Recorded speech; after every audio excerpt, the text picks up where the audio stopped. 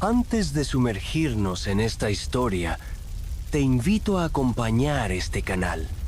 Aquí las voces bajan, las prisas se detienen y la historia se cuenta como un susurro. Si disfrutas de relatos tranquilos y envolventes, puedes dejar un me gusta, suscribirte y compartir este video.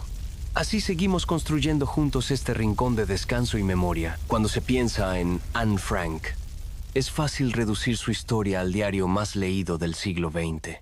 Pero Anne no era solo sus palabras, era también los días que no alcanzó a escribir, las emociones que no tuvo tiempo de describir, las pequeñas rutinas que nunca llegaron al papel. Entre las páginas que sí conservamos, hay vacíos, vacíos suaves, como silencios entre frase y frase. Allí, en esos espacios que no fueron relatados, también se escondía su vida. Los pensamientos que se le quedaron en la garganta, las miradas que no anotó, las noches sin fecha, sin tinta, sin voz. Este video no intenta completar su diario. No hay forma de hacerlo. Pero sí quiere imaginar, con respeto, qué tipo de días quedaron fuera de sus palabras. No desde el drama, ni desde la tragedia, sino desde la vida misma. Aquella que persiste aún cuando todo se desvanece. Aquella que respira incluso cuando nadie la escucha. Hoy vamos a recorrer ese tiempo sin texto, ese último tramo sin páginas, a través de los sonidos, las sensaciones, los hábitos y los pensamientos que probablemente también fueron parte de su historia. En la casa de atrás, como Anne llamaba al anexo secreto, el tiempo no pasaba con relojes ni calendarios. Pasaba con ruidos, con pausas, con respiraciones contenidas, con la luz que entraba tímida por las rendijas de las cortinas cerradas, con los pasos que no se daban para no hacer ruido, con las cucharas que no podían rozar los platos con fuerza. Cada día comenzaba del mismo modo, un silencio denso. Nadie hablaba hasta pasados varios minutos del despertar. No por falta de palabras, sino por una especie de respeto al nuevo día. Un día más en el encierro, un día más con vida, un día más sin papel suficiente para escribirlo. Anne se sentaba junto a la ventana tapiada, donde apenas un rayo de sol alcanzaba el suelo. Observaba el polvo en el aire, el movimiento casi invisible del mundo más allá del muro. A veces se preguntaba si ese polvillo suspendido era el mismo de los días anteriores, o si cada día traía su propio aire. Sus pensamientos ya no tenían la urgencia de antes. Había dejado de intentar registrar todo. El diario seguía allí, claro, pero también había días en que no escribía. Días en los que solo pensaba, en los que las frases se le quedaban flotando dentro, como si no quisieran caer al papel, como si quisieran quedarse en ella. Mientras los adultos discutían en voz baja sobre noticias de la radio, sobre el pan que se había endurecido o el ruido que se había escuchado cerca del almacén, Anne vagaba con la mirada. A veces leía o releía, a veces solo tocaba con los dedos el borde de las paredes, las esquinas donde la pintura se descascaraba. Le gustaba sentir la rugosidad del yeso bajo sus uñas. Era real. Estaba ahí. La convivencia era más callada que antes. Cada uno parecía habitar su propia habitación mental. La señora Van Pels cocinaba con movimientos mecánicos.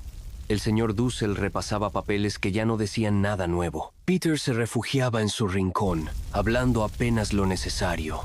Otto, su padre, seguía siendo un pilar sereno. Pero incluso él, a veces, parecía mirar al suelo más de la cuenta. Anne empezó a soñar despierta. Ya no con fiestas ni con viajes. Soñaba con gestos, con una caminata por una calle vacía, con una silla al sol, con una taza caliente sin apuro, con un cuaderno nuevo. No uno caro, ni de hojas lisas, solo uno en blanco, con páginas suficientes para seguir escribiendo. Había noches en que sentía que el aire se había detenido, que nadie respiraba, que todo el anexo estaba suspendido, como una isla flotante en el tiempo. En esos momentos cerraba los ojos y trataba de recordar el sonido de la lluvia, el crujido de las hojas en otoño, el ladrido de un perro lejano, sonidos que el encierro le había robado. Esos días sin escritura no eran vacíos. Estaban llenos de cosas que no cabían en palabras, del olor del pan recalentado, del calor de los cuerpos en espacios pequeños, del eco de pasos lejanos, del miedo contenido. Eran días enteros vividos desde dentro, no desde la tinta, sino desde la piel. Y Anne seguía siendo Anne, observadora, profunda, sensible, aunque ya no tuviera páginas, aunque el lápiz esperara, aunque supiera, de algún modo, que lo más importante ya no se podía escribir. En el anexo, cada objeto adquiría una personalidad. Las tazas, las cucharas, las almohadas que ya no tenían forma. Todo hablaba sin decir nada. El piso crujía de forma distinta según quien lo pisara. Anne podía saber quién se acercaba sin necesidad de mirar. Reconocía el ritmo de los pasos de su madre, el sonido del bastón de Pfeffer, la forma pausada en que su padre abría una puerta. En ese universo tan limitado, el oído se volvía un sentido más agudo que la vista. Durante las mañanas, había momentos de absoluta quietud. No por elección, sino por necesidad. El almacén seguía funcionando como fachada normal de la empresa que ocultaba el escondite. Y eso implicaba que el mínimo sonido podía revelar su presencia. Así, durante varias horas, no se arrastraban sillas, no se estornudaba, no se susurraba siquiera. Solo se respiraba. Anne se sentaba con las piernas cruzadas sobre una manta doblada, con un libro entre las manos. A veces no lo leía, solo lo sostenía. Miraba el borde de las hojas, leía una misma frase varias veces. Le gustaba perderse en una palabra, dejar que sonara en su mente como una canción sin música. A veces abría el diario y garabateaba una frase, luego la tachaba, luego escribía otra, y también la borraba. No por censura, por agotamiento, por la sensación de que nada era suficiente para capturar lo que sentía. Su espacio no era grande. Tenía una pequeña mesa, algunos libros, recortes de imágenes pegadas con cuidado en la pared, y una silla que crujía cuando se inclinaba hacia un lado. Pero Anne había hecho de ese rincón algo propio. Lo decoraba con papeles de colores, con flores hechas a mano, con recuerdos mentales de cosas que ya no estaban. Era su mundo dentro del mundo. Un lugar sin tiempo, pero con sentido. Las comidas eran rituales, no por abundancia, sino por necesidad de marcar el paso de las horas. Pan, sopa aguada, patatas, a veces un poco de mermelada. Todo se repartía con cuidado, con una especie de solemnidad discreta. Nadie se quejaba, nadie pedía más. Incluso el acto de pasar el pan se volvía una forma de compañía. Un gesto que decía, todavía estamos aquí. Anne observaba a los adultos. Los veía envejecer lentamente, no por los años, sino por el encierro. Había aprendido a reconocer los signos del cansancio en sus gestos, la forma en que su madre alisaba el mantel con insistencia, la manera en que su padre frotaba los lentes aunque no estuvieran sucios, los suspiros largos de la señora Van Pels frente a la estufa apagada. Pero también veía cosas que otros no notaban, como cuando Peter se detenía un segundo más frente a la ventana clausurada, solo para sentir el calor de la madera, o cuando su padre acariciaba con los dedos el borde de una página vieja, o cuando, en medio del silencio, alguien tarareaba apenas un fragmento de canción, como para recordarse que existía. Las noches eran más difíciles. El miedo no era constante, pero sí intermitente, como una gota que cae sin ritmo. A veces había sobresaltos, ruidos en la calle, golpes lejanos, pasos cerca del portón. En esos momentos, todos contenían el aliento, incluso Anne. La oscuridad, más que proteger, encerraba. Ella escribía a veces por las noches, si se lo permitían, pero otras veces solo se quedaba acostada, mirando el techo bajo. Pensaba en el mundo más allá del anexo, en la calle donde había jugado, en la bicicleta que no pudo llevarse, en las palabras que ya no usaba. Recreo, parque, escuela, cumpleaños. No sentía rencor, no del tipo que quema. Sentía tristeza suave, una melancolía que no quería arrasar, solo asentarse. A veces la combatía con humor, con ironía, con observación aguda, pero otras solo la dejaba estar, como una sombra tranquila que la acompañaba. Y aún así, en medio de esa rutina repetida, Anne encontraba belleza.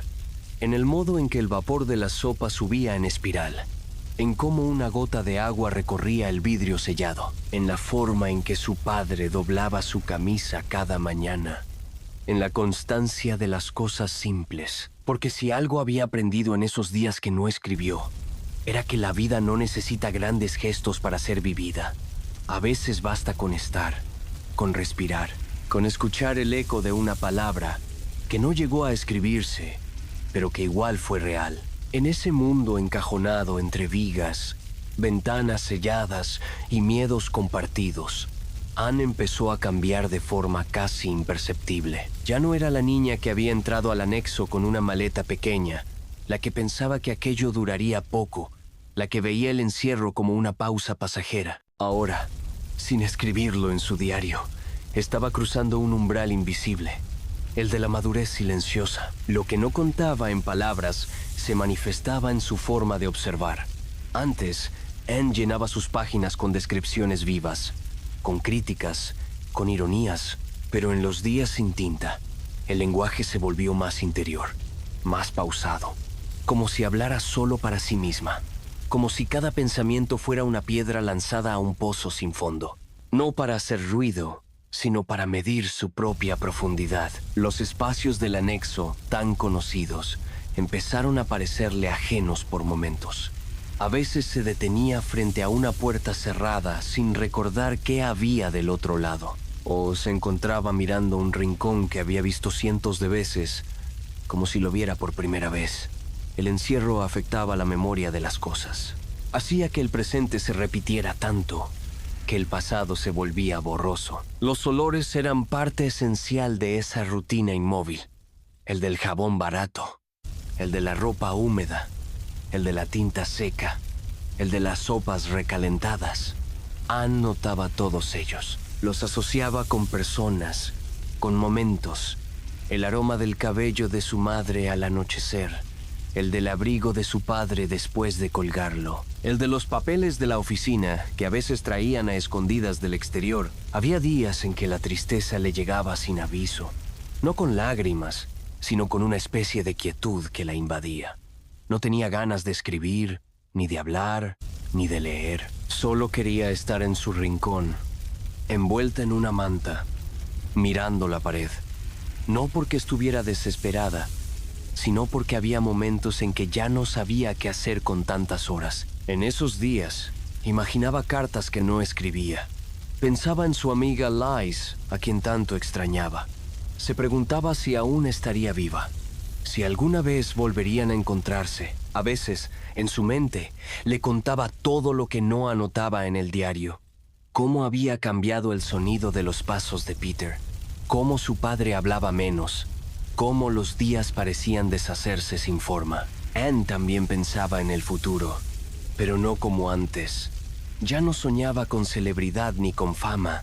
Soñaba con normalidad, con desayunar en una mesa de madera sin miedo a que alguien escuchara, con escribir sin mirar el reloj, con caminar sin mirar hacia atrás. Soñaba con escuchar su nombre en voz alta, en voz de alguien que no susurrara. Y sin embargo, en medio de ese anhelo, también había comprensión.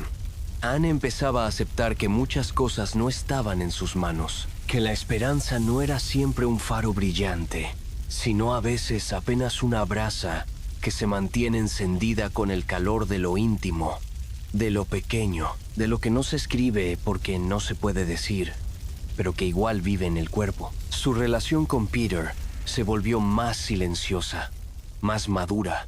No eran grandes confesiones.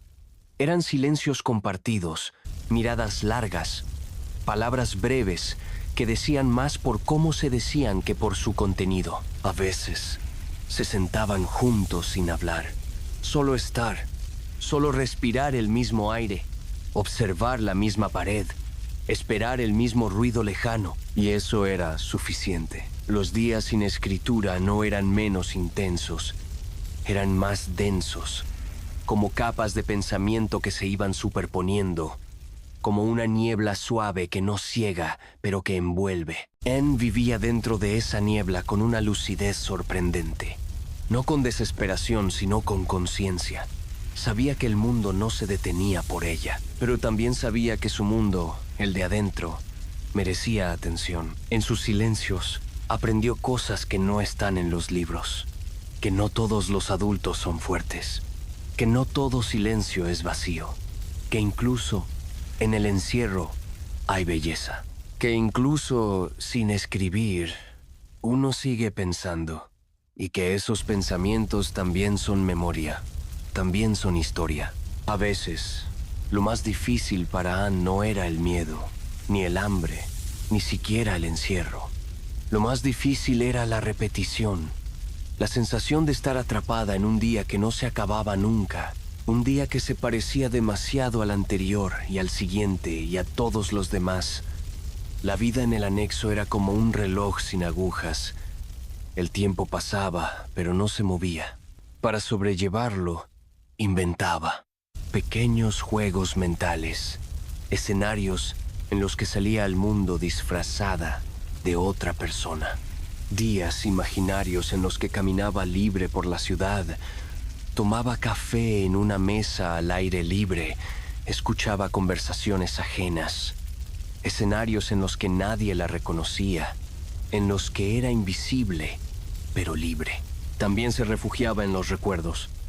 Recordaba su escuela, sus libros favoritos, el perfume de su madre antes del encierro, los gestos de su padre cuando se reía de verdad. A veces cerraba los ojos y trataba de reconstruir el rostro de su abuela, o el sabor de una manzana fresca. Cada recuerdo era una cuerda delgada que la mantenía atada al mundo exterior. No para escapar, solo para no olvidarlo. Anne tenía la costumbre de mirar sus manos. Las observaba como si fueran ajenas. Las giraba, las apretaba, las estiraba. Se preguntaba cuántos días más vivirían allí dentro. Si seguirían creciendo. Si cambiarían. Si algún día escribirían fuera de ese encierro. Sus manos eran su vínculo con lo posible. Y también su resistencia silenciosa. Los adultos seguían con sus rutinas, pero Anne los notaba más apagados. Ya no discutían tanto, no porque estuvieran más en paz, sino porque ya no había energía para la confrontación. El cansancio era como una niebla baja que lo cubría todo. Solo Otto, su padre, parecía conservar una especie de quietud esperanzada. Una calma que, más que optimismo, era una decisión. En uno de esos días largos, Anne se preguntó si lo que estaban viviendo llegaría a ser comprendido algún día. Si alguien podría imaginar cómo era vivir entre paredes que no dejaban pasar la luz, ni el ruido, ni el tiempo. Si alguien, en el futuro, sabría que ellos no solo habían esperado, que también habían sentido, soñado, existido. Pensaba en la diferencia entre sobrevivir y vivir. Porque aunque su cuerpo estaba a salvo, su mente necesitaba más. Necesitaba palabras, contacto, preguntas. Y aunque a veces las respuestas no llegaban, ella no dejaba de hacerse preguntas. En silencio, de noche, en medio de sus pensamientos. En uno de esos momentos de introspección profunda, Anne sintió que su historia no terminaba en el encierro. Que incluso si no podía escribir más, lo que llevaba dentro seguiría vivo. Que las palabras que no anotaba también importaban. Que los pensamientos que se quedaban sin página, sin lector, sin forma, también eran reales. Y eso le dio paz. Una paz distinta. No la que llega con la libertad, sino la que llega con la comprensión, con la madurez que no se busca, pero que llega igual. Con la certeza de que incluso en la oscuridad hay dignidad y que nadie podía quitarle eso. En esos días sin escritura, Anne Frank no dejó de existir como autora. Solo cambió de forma. Dejó de hablar al mundo con tinta para hablar consigo misma en susurros. Y en ese susurro se guardó una historia igual de valiosa que las que escribió. Una historia sin palabras, pero con alma. Había algo profundamente contradictorio en la vida diaria del anexo.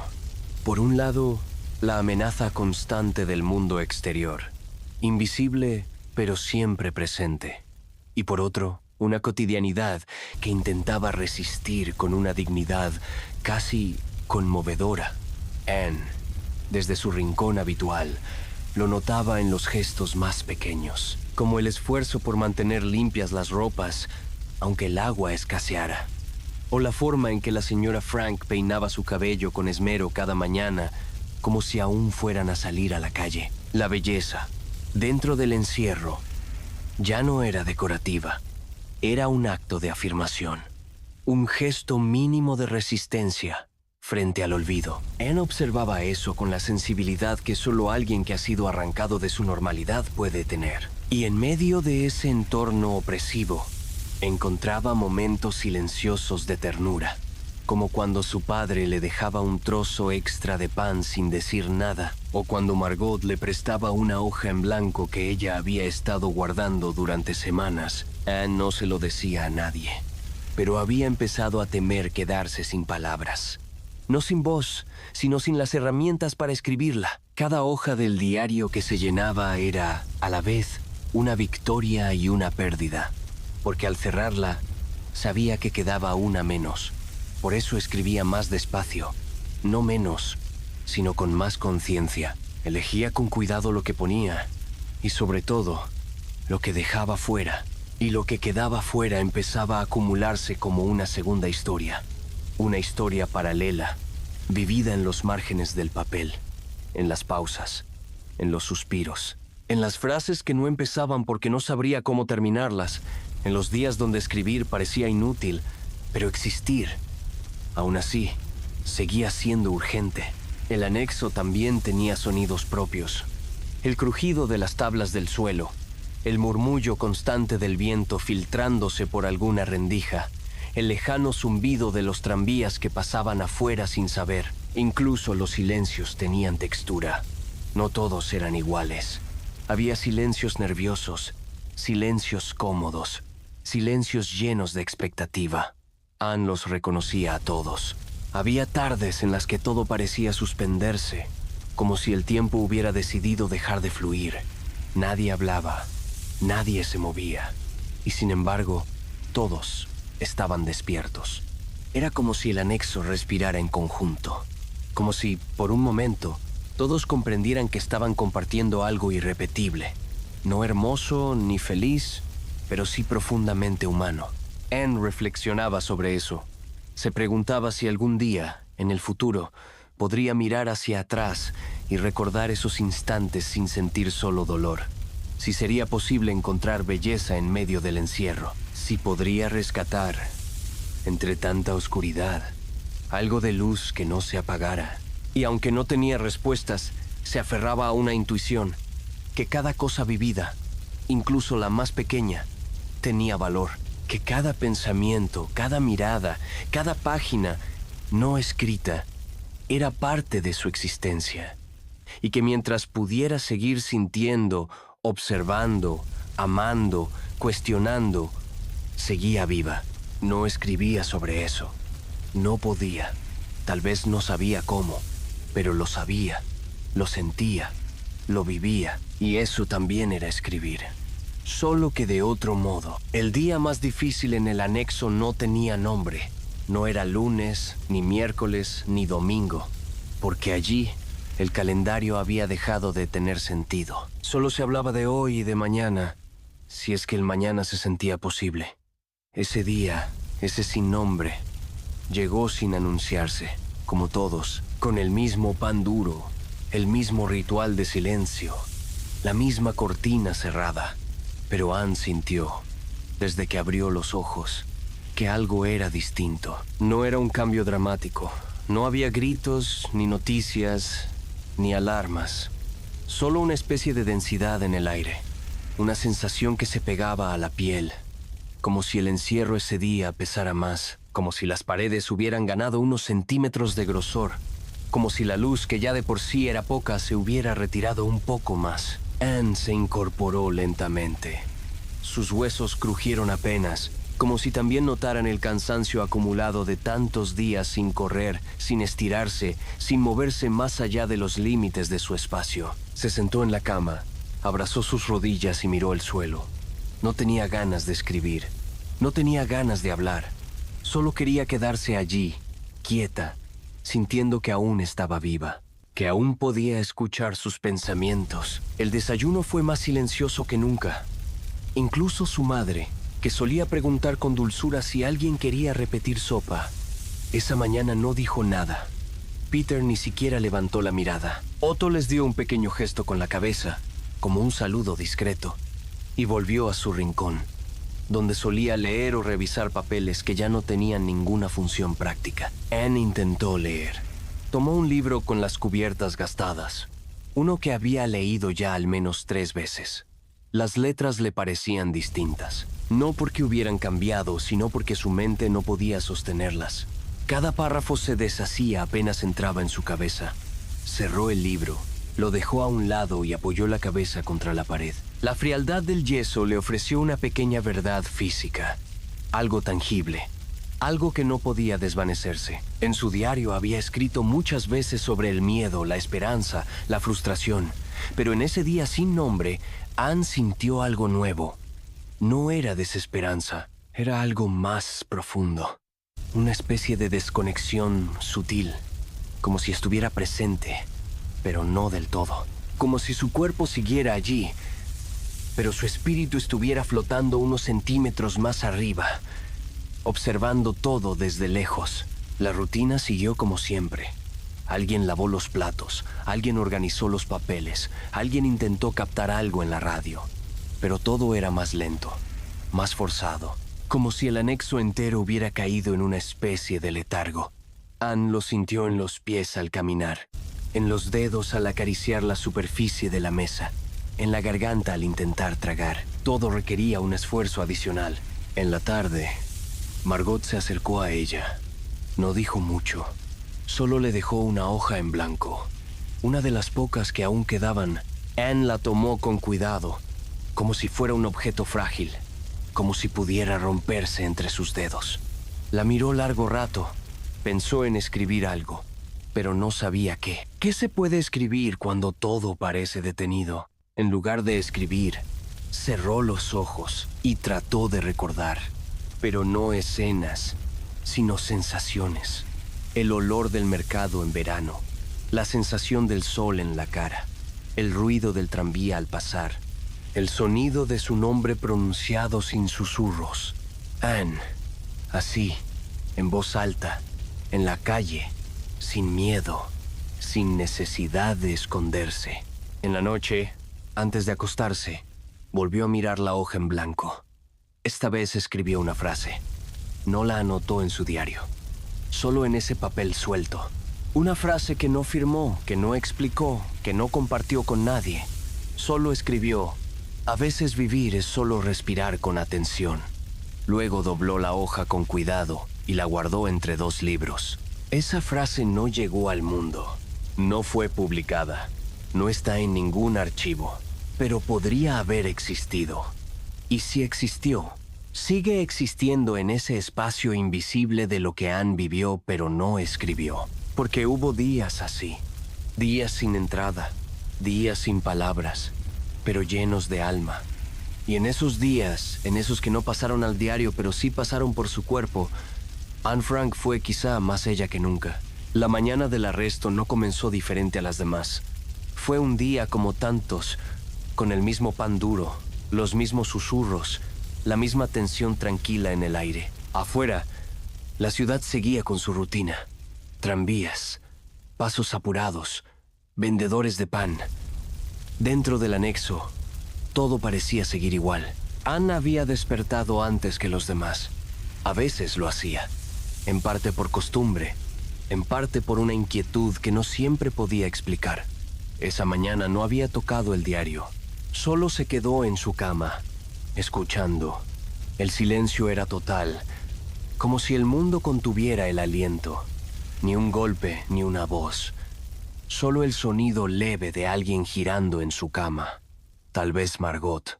Solo eso. El desayuno fue silencioso, como de costumbre. Nadie notó nada distinto. Otto cortó el pan con lentitud. Edith pasó el café aguado con manos temblorosas. Anne cruzó miradas breves con Peter, quien le dedicó una sonrisa pequeña, como para romper el peso del silencio. Solo una sonrisa, nada más. Fue entonces cuando se escucharon los pasos. No eran como los habituales, no eran del almacén, no eran conocidos, eran firmes, decididos, y no se detenían. Subían, venían hacia ellos. Nadie gritó, nadie corrió. Solo se miraron entre todos. Otto fue el primero en incorporarse, luego Edith, luego el resto. Anne no supo si debía ponerse de pie o quedarse donde estaba. Su cuerpo temblaba, pero no de miedo exactamente, sino de conciencia, de saber, sin que nadie lo dijera, que algo se había roto. No hubo tiempo para preguntas. La puerta se abrió. El uniforme, el acento, las órdenes, todo fue rápido. Pero dentro del anexo, el tiempo se volvió lento. Cada movimiento, cada mirada, cada objeto que caía al suelo parecía suspenderse, como si la realidad hubiera perdido su forma habitual. Anne miró su diario. Estaba allí sobre la mesa. Lo pensó en tomarlo, en esconderlo, en abrazarlo, pero no lo hizo. Solo lo miró, como si le dijera adiós. Los oficiales no eran violentos, pero tampoco amables. Eran fríos, eficientes. Nombraban, apuntaban, señalaban. La señora Van Pels lloraba en silencio. El señor Dussel murmuraba palabras en voz baja, como si rezara. Otto intentó mantener la calma, hablando pausado. Margot permanecía inmóvil, como una estatua. Y Anne observaba. Lo observaba todo con una atención aguda, casi dolorosa. El sonido de los pasos, el peso de las cajas, el leve temblor en la mano de su madre, el modo en que Peter apretaba los labios. Todo quedaba grabado en su mente, no como drama, sino como un archivo emocional, una forma de memoria. El trayecto fuera del anexo fue breve, pero eterno. Las escaleras que nunca bajaban, el almacén que los había protegido durante años, ahora convertido en testigo mudo. El sol que golpeaba con fuerza después de tanto tiempo sin sentirlo directamente. Anne entrecerró los ojos, no por miedo, sino por hábito. Sus pupilas tardaron en adaptarse a la luz. Una vez en el vehículo que los trasladó, el silencio persistió. Nadie lloraba en voz alta, nadie se quejaba. Era como si todos supieran que no había nada que explicar, que lo vivido en el anexo era suyo, y que lo que venía después ya no les pertenecía del todo. Anne se aferró al borde de su abrigo. Tenía frío, aunque era verano.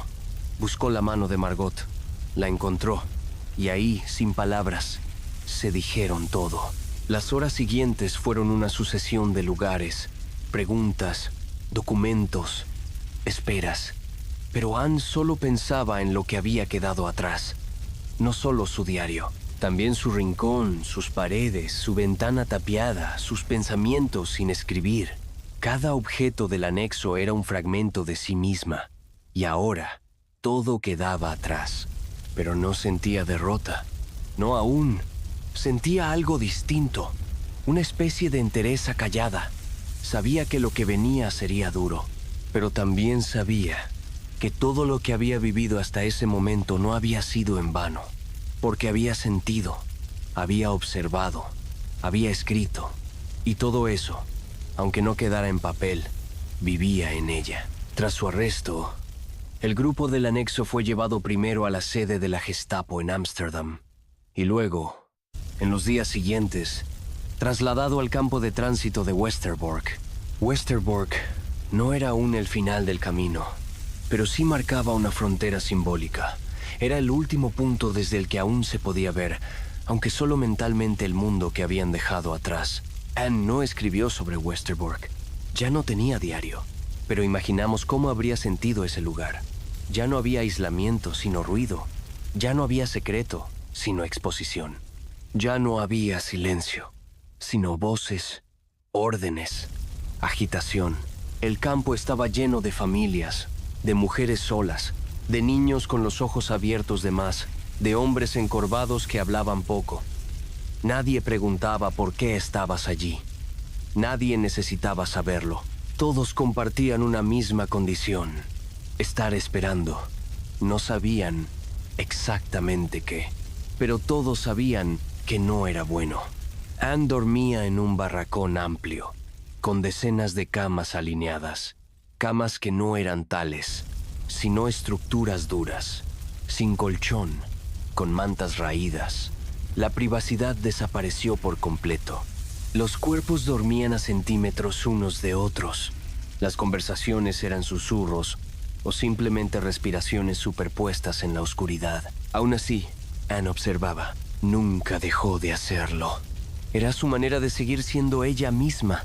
Observaba los gestos de las mujeres al arreglar el cabello con los dedos, el modo en que una madre acariciaba la cabeza de su hijo, aún sin saber qué les deparaba el día siguiente. Las pequeñas rutinas que la gente se imponía para conservar algo de dignidad: doblar la ropa con esmero, lavarse la cara con una taza de agua, alisar la manta cada mañana. No se derrumbó. Al menos, no del modo en que algunos podrían imaginar. Seguía reflexiva, seguía contenida.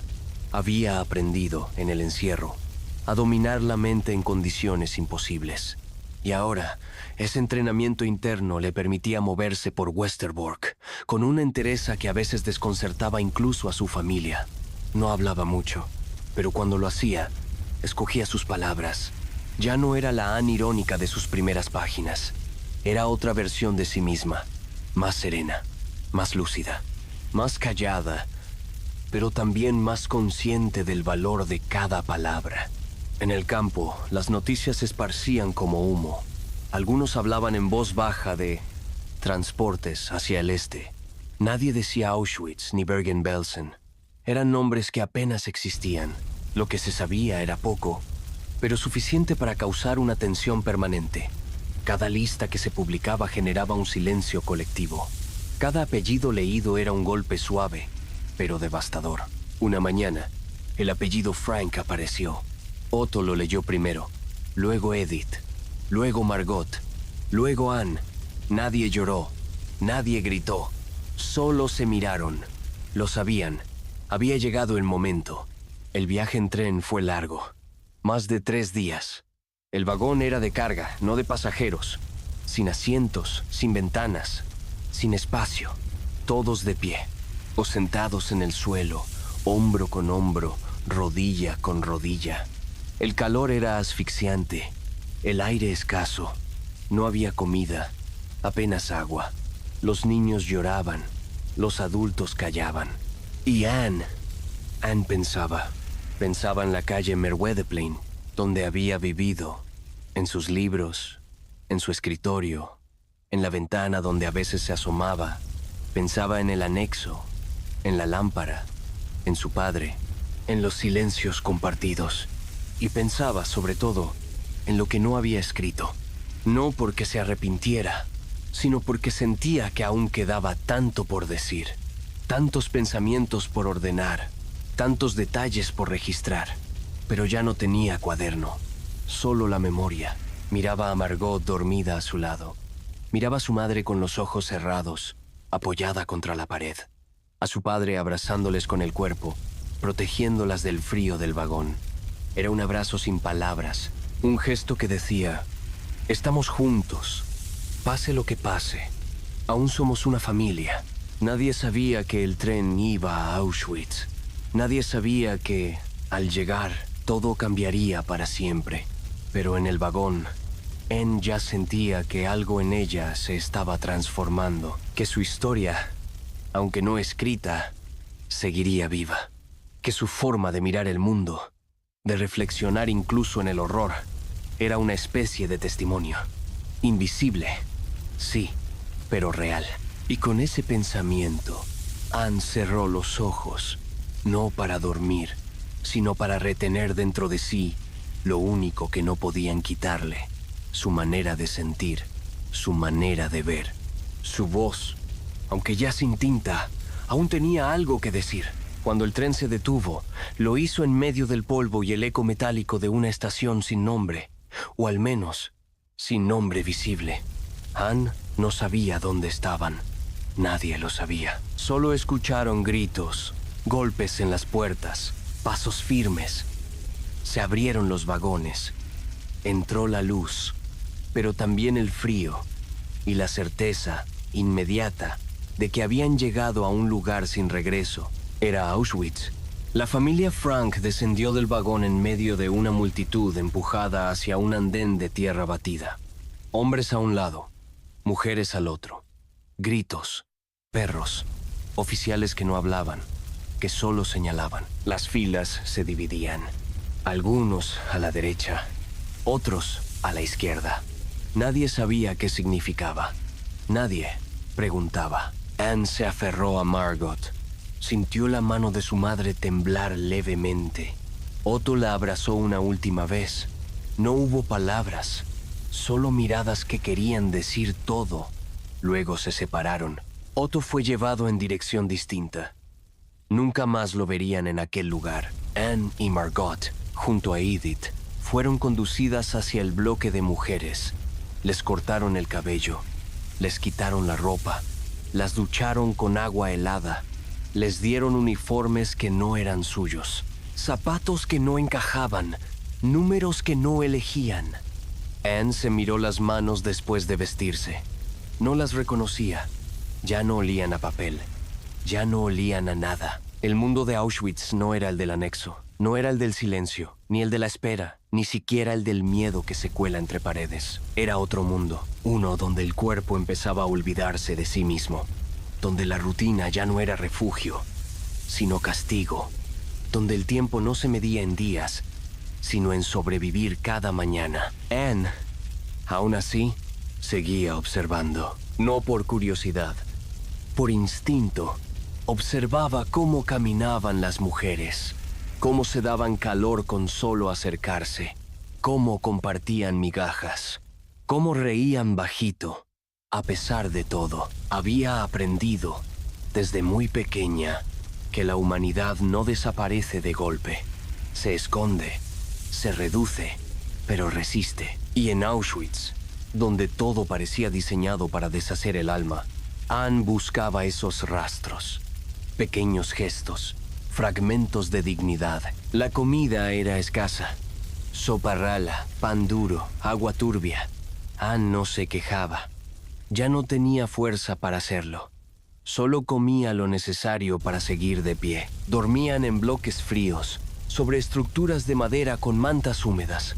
Las noches eran interminables, no por el frío ni por el miedo, sino por la imposibilidad de cerrar los ojos sin ver lo vivido. Y sin embargo, en medio de la desolación, Anne conservaba algo, un brillo sutil, una voz interna que no se había extinguido, la misma que la había guiado en el anexo. Esa voz ahora le decía que observar, pensar, recordar, seguía siendo una forma de resistencia. Margot enfermó primero, una fiebre lenta, persistente. No había medicamentos, solo compresas improvisadas y la compañía callada de Anne. Se turnaban para acurrucarse una contra la otra. Anne la arropaba como podía, le hablaba en voz baja, le contaba fragmentos del diario, de memoria. Le decía, ¿te acuerdas de cuando escribí? Y Margot asentía. A veces sonreía, otras solo cerraba los ojos. Anne cuidó a su hermana sin pausa. Lo hacía sin pensar, sin plan, solo porque era lo que debía ser. Porque Margot había sido su compañera de susurros, de miedos, de complicidad silenciosa. Y aunque ya no tuvieran cuadernos, ni paredes, ni almohadas que compartían, aún tenían eso, la una a la otra. Cuando Edith ya no pudo levantarse, Anne sintió que algo dentro de ella también cedía. pero no se permitió romperse. Acariciaba la frente de su madre, le tomaba la mano, le cantaba bajito, no canciones enteras, solo frases sueltas, lunas, ríos, palabras suaves. Todo lo que Anne no escribió, vivió en esos días, en sus gestos, en sus silencios, en el modo en que trataba de conservar humanidad en un lugar que parecía diseñado para borrarla. Las mujeres alrededor de ella la notaban. Algunas le preguntaban su nombre, otras solo la observaban. Había en Anne una mirada distinta, no ingenua, no esperanzada de forma ciega, sino consciente, atenta, capaz de ver el sufrimiento, pero también la ternura donde aún quedaba espacio para ella. A veces, cuando lograba estar sola unos minutos, Anne cerraba los ojos y reconstruía mentalmente sus páginas. Reescribía párrafos completos. Recordaba cómo había descrito al señor Dussel, cómo había retratado la forma de caminar de Peter, cómo había escrito sobre la risa de su padre. Esas reconstrucciones eran su refugio, su diario sin papel, sus palabras suspendidas. Pensaba que quizás algún día alguien las escribiría por ella, que sus pensamientos no desaparecerían del todo, que alguien, en algún lugar, algún día, volvería a mirar su historia y comprendería que incluso en el peor lugar del mundo, una adolescente encontró la manera de seguir siendo ella. Y eso, para Anne, era lo más importante. No rendirse ante el olvido, no dejar de mirar, no dejar de pensar, no dejar de ser. A finales de octubre de 1944, en uno de los traslados menos documentados, Anne y Margot fueron transportadas desde Auschwitz al campo de concentración de Bergen-Belsen. Allí, entre barro, hacinamiento y enfermedad, el invierno no era solo una estación, era una forma de existencia. Bergen-Belsen no tenía la maquinaria industrial del exterminio que caracterizaba a otros campos. No había cámaras visibles ni hornos, pero había algo quizás más devastador: el abandono, el olvido. Las condiciones eran tan inhumanas que el cuerpo no necesitaba violencia explícita para quebrarse. El frío, el hambre, el tifus hacían el trabajo de forma lenta, implacable. Anne llegó debilitada, pero no destruida. No aún. Caminaba con la ropa de Auschwitz aún sobre los hombros, apenas sostenida por un cinturón improvisado. Sus zapatos ya no tenían forma. Su cabello era corto, desordenado, pero su mirada seguía teniendo esa profundidad serena que había cultivado desde el anexo. En Bergen-Belsen no había privacidad, ni turnos ni horarios. La supervivencia no seguía normas. Era cada día una prueba de voluntad. El barro era parte del cuerpo. Entraba por los pies, por las uñas, por la ropa. No había manera de estar seco, no había manera de estar limpio. La suciedad se volvió parte del entorno, del aire, del lenguaje. Anne y Margot compartían un espacio mínimo. Una manta, un rincón de suelo, una taza de metal. Las conversaciones eran breves. El cansancio había empezado a reducir las palabras. Se hablaba solo lo necesario, pero Anne seguía observando, seguía escuchando. Cada gesto era una historia, cada mujer un mundo que resistía. Margot empeoró, la fiebre no cedía, el cuerpo se debilitaba. Anne se mantuvo a su lado, le contaba historias, ya no las del diario, ahora eran imaginadas, inventadas. Hablaba de ciudades limpias, de calles con árboles, de tardes con pan caliente. Le hablaba como si pudieran volver, como si la vida las estuviera esperando apenas cruzaran un umbral. Una noche, Margot no respondió. Anne la llamó en voz baja, luego la abrazó, luego simplemente la sostuvo. No gritó, no lloró, solo permaneció allí, en ese rincón del mundo, con el cuerpo de su hermana envuelto en la misma manta que habían compartido. El silencio de ese momento fue más denso que cualquier encierro, más definitivo que cualquier muro. Días después, Anne también cayó enferma. El tifus no llega con estruendo, llega como una sombra, con escalofríos, con debilidad, Con la pérdida de apetito, Anne ya no podía levantarse. Su cuerpo, antes ágil y ligero, ahora era apenas un bulto que respiraba con dificultad. Algunas mujeres la cuidaban, le daban agua, le hablaban, sabían quién era, sabían que aún tenía cosas por decir, y aunque no hablaba mucho, Anne aún tenía pensamientos. Su mente seguía viajando, se transportaba al anexo, a la ventana cerrada, a las noches de silencio, a las conversaciones con su padre, a las palabras que no había escrito.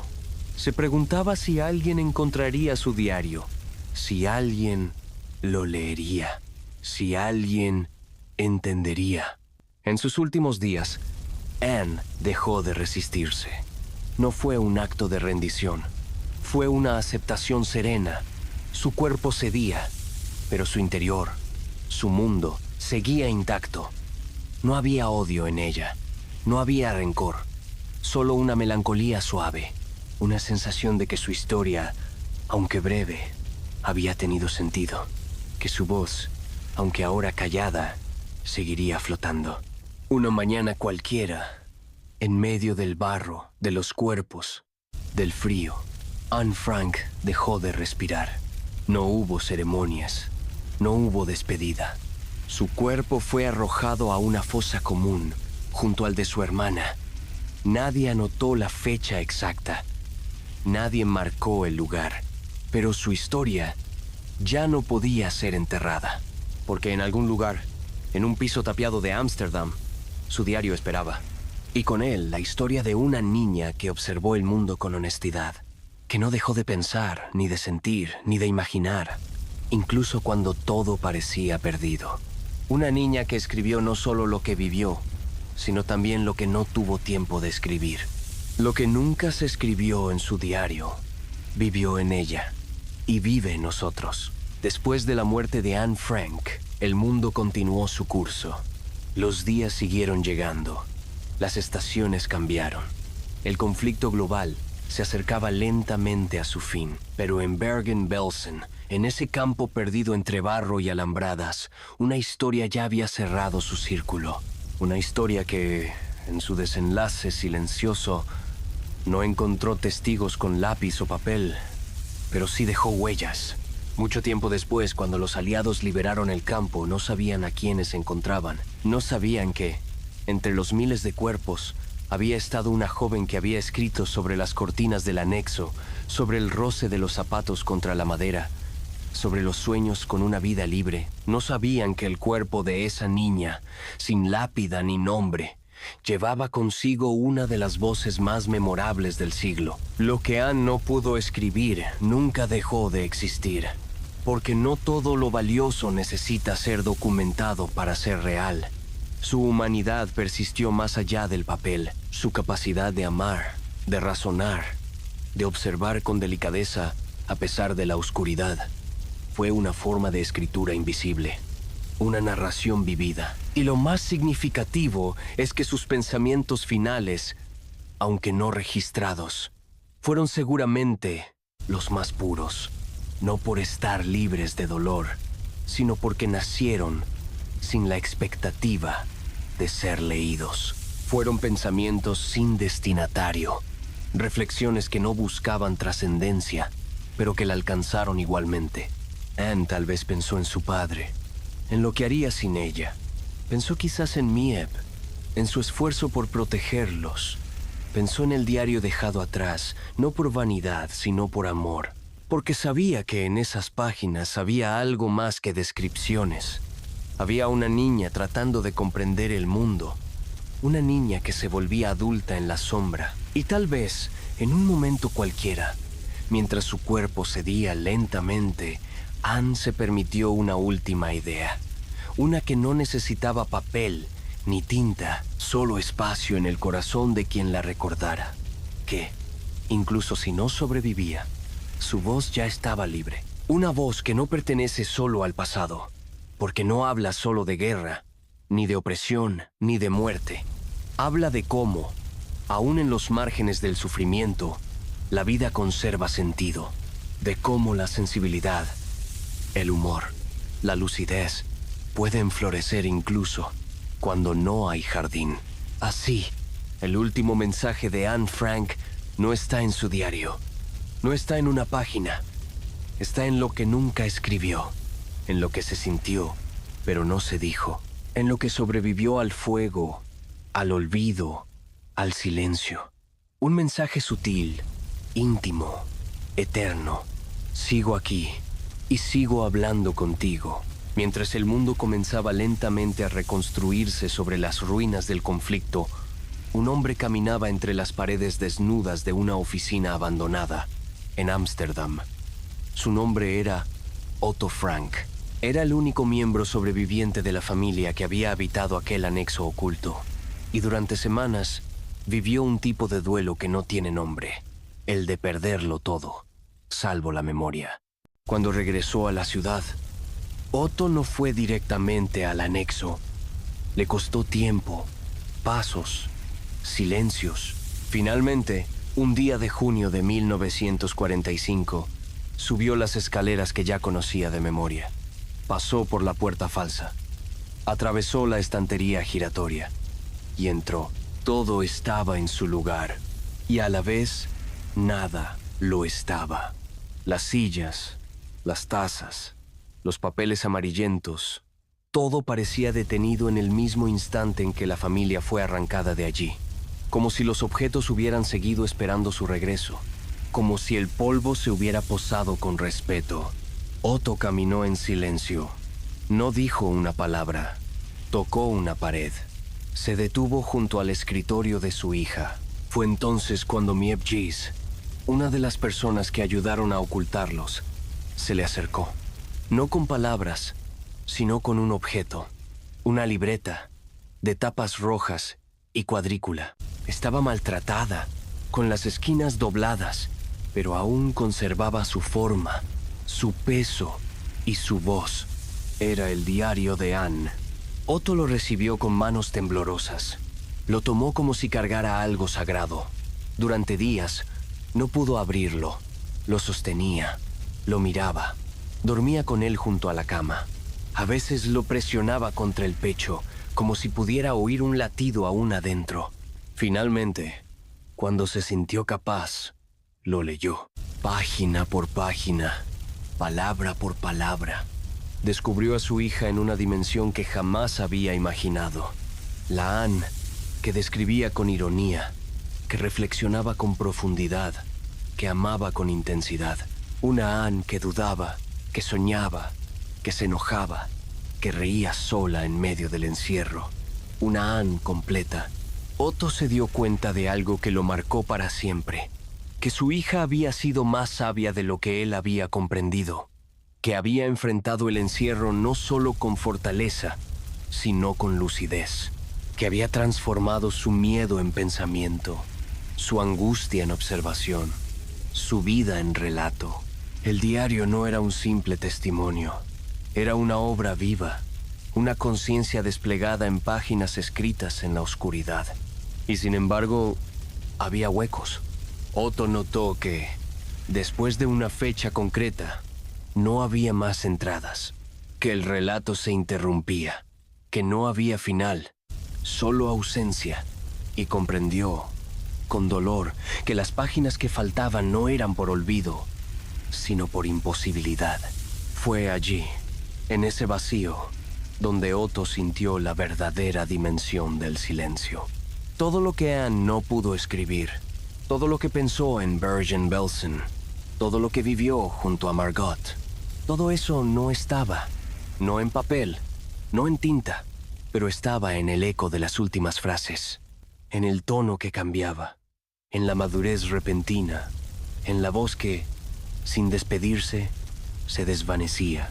Otto sintió que debía hacer algo, no para publicar el diario, no para convertir a su hija en símbolo, sino para que su voz no quedara atrapada, para que lo que escribió y lo que no alcanzó a escribir pudiera llegar a otros, para que el mundo supiera que, en medio del mayor horror imaginable, había existido una adolescente que creía, aún así, en la bondad humana. El diario fue editado, publicado, traducido, estudiado Pero Otto jamás permitió que se romantizara la figura de su hija. Nunca buscó héroes ni mártires. Siempre decía, era una niña, con virtudes, con defectos, pero con una mirada profundamente honesta. Y eso bastaba. Con el paso de los años, millones de personas leyeron el diario. Lloraron, reflexionaron, comprendieron.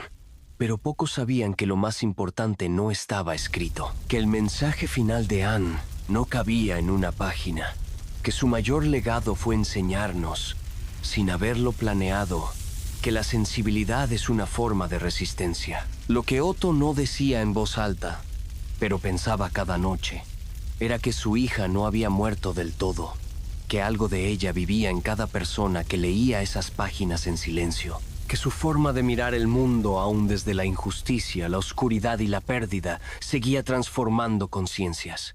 Y así, el último mensaje de Anne Frank, ese que no pudo escribir, continúa respirando. No está en tinta, está en nosotros. Cuando Otto Frank decidió compartir el diario de su hija con el mundo, no lo hizo todo de golpe. El primer manuscrito publicado no era exactamente el mismo que Anne había escrito. Era una versión cuidadosamente editada. Una selección. Un recorte de lo que ella había dejado. Con partes omitidas, pasajes modificados, incluso nombres cambiados. La decisión no fue arbitraria. Fue un intento por proteger, por cuidar la imagen de los involucrados, por hacer el relato accesible a un público más amplio, menos preparado para ciertas confesiones íntimas. Otto, en su rol de padre y sobreviviente, no solo compartía un documento, también compartía la voz de su hija, y lo hacía con el temor de exponerla demasiado. Y así comenzó el misterio que aún hoy sigue abierto. ¿Qué dejó fuera Anne Frank? ¿Qué partes de su mundo se quedaron sin compartir o fueron deliberadamente eliminadas? Durante años, muchos lectores no supieron que existían múltiples versiones del diario, porque Anne, en sus últimos meses en el anexo, había comenzado a reescribirlo. Sabía que su testimonio podía ser importante algún día. No era vanidad, era lucidez. Ella misma decía, quiero vivir después de mi muerte. Así, lo que tenemos hoy son al menos 3 versiones del diario. Versión A, los escritos originales de Anne, tal como los redactó día a día, sin intención de publicación. Versión B, la reescritura que ella misma hizo, corrigiendo, puliendo, agregando y quitando. Versión C, la edición de Otto Frank, publicada por primera vez en 1947. Durante décadas, el público solo tuvo acceso a la versión C, y aunque esa versión conmovió al mundo, también dejó preguntas flotando. ¿Qué pensaba realmente Anne sobre ciertos temas? ¿Qué opiniones fuertes? ¿Qué momentos de duda? ¿Qué críticas quedaron censuradas? ¿Y qué pasa con aquellas páginas desaparecidas, las que nadie leyó hasta mucho después? Una de las grandes revelaciones ocurrió en la década de 1980, la publicación de una edición más completa y crítica del diario. Esta versión incluía fragmentos previamente omitidos, entre ellos comentarios más maduros y personales sobre la sexualidad, el cuerpo, el despertar emocional. Anne hablaba de su propio cuerpo, de su curiosidad, de su atracción por otras chicas, de su conflicto con las convenciones. Para algunos fue una sorpresa incómoda, para otros, una validación poderosa. Anne era una adolescente completa, no solo una víctima, no solo una mártir. Era una joven que pensaba, sentía, experimentaba y reflexionaba sobre sí misma con una profundidad poco común. Había temores, sí, pero también humor, contradicción, sensibilidad, lo humano, en su forma más cruda y real. Pero incluso con estas ediciones ampliadas, aún faltaban páginas. En 2018, más de 70 años después de su muerte, Investigadores del Instituto para la Guerra, el Holocausto y los Genocidios en los Países Bajos descubrieron dos nuevas páginas ocultas. Estaban cubiertas por hojas de papel marrón pegadas por la propia Anne. Usando técnicas de fotografía digital avanzada, pudieron leer lo que había debajo sin dañar el manuscrito. Lo que encontraron sorprendió a muchos. Eran textos que Anne había tachado voluntariamente, fragmentos con chistes inapropiados, comentarios sobre sexualidad y observaciones que claramente no deseaba que se conocieran, al menos no en ese momento. Eran pensamientos que reflejaban la exploración de límites, el humor ácido, la mirada crítica sobre los adultos que la rodeaban. ¿Significa eso que debieron permanecer ocultos? Aquí es donde comienza el verdadero misterio. ¿Hasta qué punto debemos conocer lo que alguien no quiso mostrar? ¿Es justo leer lo que Anne decidió esconder, aunque lo haya escrito? ¿Podemos acceder al pensamiento más íntimo de una adolescente sin violar su derecho a la intimidad, incluso después de la muerte? El debate sigue abierto. Y no es un debate simple, porque Anne, aunque no vivió para publicar su obra, sí tomó decisiones editoriales, sí revisó, sí protegió ciertas ideas, y también dejó claro que quería ser leída, no como símbolo, sino como persona. Los misterios del diario de Anne Frank no están en claves ocultas, ni en conspiraciones. Están en lo humano, en los fragmentos que no encajaban del todo, en los párrafos donde titubeaba, en los momentos donde la escritura no era una obra, sino un espejo. Lo que no se escribió sigue diciéndonos algo. Y es ahí donde el legado de Anne toca lo más profundo de la cultura. ¿Qué hacemos con lo inacabado, con lo fragmentario, con lo que no fue dicho? ¿Lo completamos? ¿Lo dejamos así?